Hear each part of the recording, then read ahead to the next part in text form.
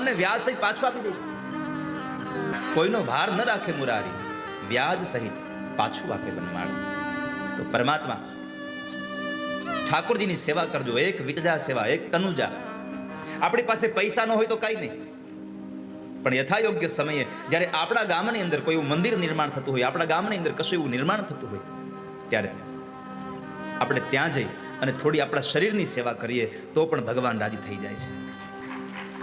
વિતજા સેવા કરવી, તનુજા સેવા કરવી, અને કાંઈ ન થાય તો માનસી સેવા ભગવાનની કરવી. ભગવાનને મનથી સેવા વગર ક્યારેય પણ ભોજન ન કરશો. જમવા બેસો, પાણી પીવો, કોઈ પણ ઘણા ખરા બહેનોનો નિયમ હોય, કશું ખાતા પીતા પહેલા ભગવાનને યાદ કરે.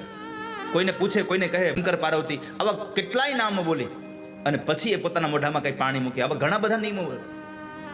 પરમાત્માની માનસી સેવા થાય, અને એ માનસી સેવા સાથે ભગવાન રાજી થવા જોઈએ. પણ મારી પ્રાર્થના એટલી છે, માનસી સેવામાં લોભ ન કરશો ક્યારે.